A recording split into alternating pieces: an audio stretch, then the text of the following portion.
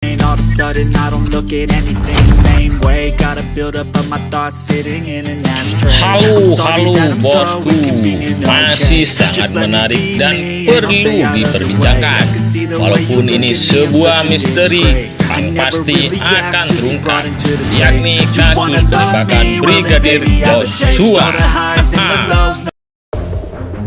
Dicek secara kesehatan apakah tersangka ini layak untuk diperiksa atau tidak. Itu menurut saya hal yang mudah dan akan lebih mudah kalau ditahan. Nah, ini kan memang pilihannya akhirnya tidak ditahan dengan alasan kesehatan. Nah, ini yang juga kita sesalkan ya, harusnya sih memang ditahan. Kenapa saya bilang ditahan? Ya, saya ini kan juga penegak hukum ya. Banyak saya lihat kalau pada umumnya masyarakat biasa itu wajibnya ditahan gitu. Berikut pengakuan keluarga Brigadir J terkait polisi. Polisi. Kita sendiri menyikapi berputar-putar kayak pindah ke Magelang, tidak lagi gimana kan? Itu alibi aja bagi Pak Sambo dan keluarga ya. Mereka mau menghambat-hambat ini aja penyelidikan dari tim khusus saja. Mereka mau mengulur-ulur waktu gitu. Kalau menurut Anda ada upaya untuk Rekayasa meringankan hukuman atau mencari orang lain dengan Kayaknya keluarga Ibu Putri yaitu mau bagaimana biar orang itu mendapat keringanan. Begitu juga Jerit tangis Ibu Brigadir J dan penyimpangan-penyimpangan. Berikut beberapa pengacara yang bisa memaparkan semua itu karena sebuah terjadi kesalahan-kesalahan dalam rekonstruksi pembunuhan tersebut. Saya lihat sih memang sehat, tapi secara psikologi, nah ini yang kita belum lihat laporannya. Nah, ketika diperiksa selama 12 jam ya, memang pemeriksaan itu kan harus sesuai dengan KUHP ya. Tidak boleh memeriksa orang dalam tekanan, tidak boleh memeriksa tersangka dalam keadaan tidak sehat, tidak boleh juga memaksakan. Jangan sampai intinya penegakan hukum itu justru berpotensi merugikan hak hukum ataupun kesehatan dari tersangka. Itu saya setuju.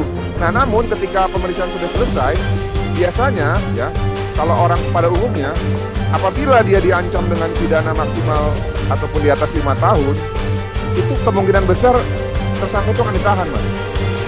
Ya, apalagi dengan dua alasan tadi ya, alasan subjektif dan alasan objektif.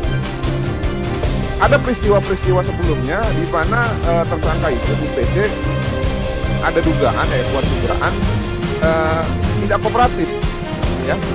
Nah, ini sebenarnya sudah cukup untuk menjadi dasar pada saat pemeriksaan kemarin, ya, yang akan dilanjutkan nanti pada hari Rabu untuk dilakukan penahanan. Kenapa dilakukan penahanan? Agar pemeriksaan itu tidak terkendala lagi dengan nanti alasan-alasan ataupun upaya-upaya yang mungkin saja memperlambat pemeriksaan. Kalau ditahan di dalam ruang tahanan kan kapanpun penyidik mau meriksa ya, itu kan bisa.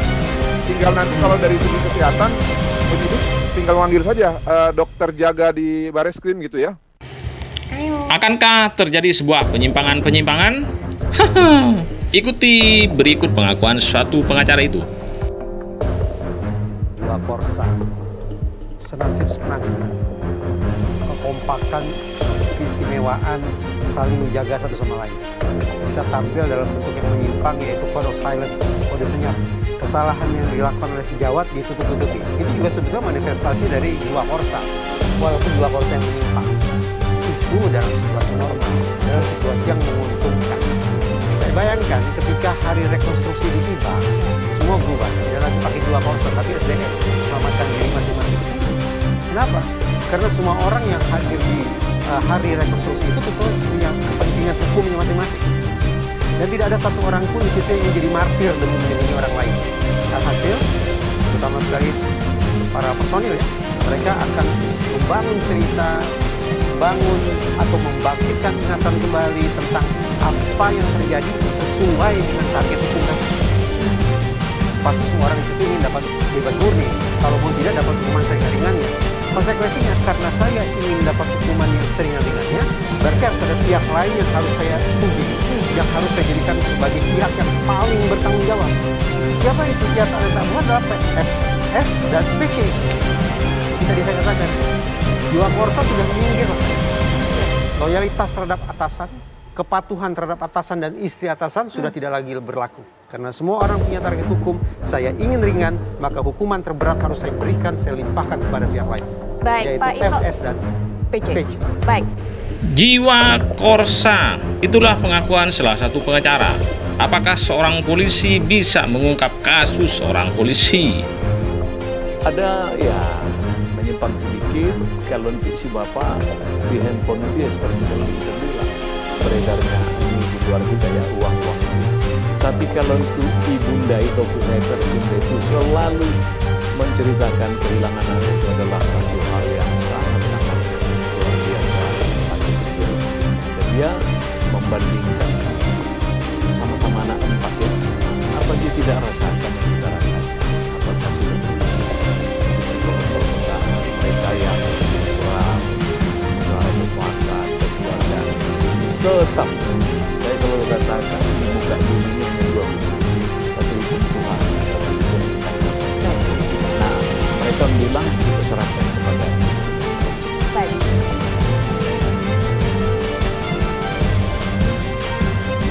Masih akan dilanjutkan.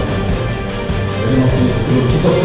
Ini akan dilanjutkan kembali dengan pemeriksaan konfrontir yang akan dilaksanakan pada hari Rabu tanggal 30 Oktober. Kemudian hasilnya nanti akan disampaikan. Bukan saya yang menyampaikan langsung Pak Hedi.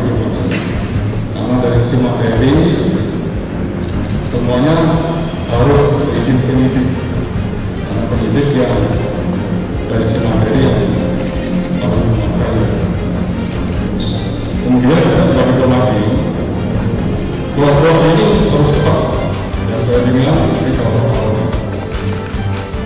proses pemeriksaan adalah cepat atau pemeriksaan cepat dilakukan hingga kita hasilkan yang beberapa minggu ini kita perkara harus segera dilakukan oleh kemudian informasi yang kedua dari itu rencana pada hari Selasa tanggal 13 Agustus akan dilaksanakan. Oke Bung, tunggu informasi selanjutnya. Haha, check it out.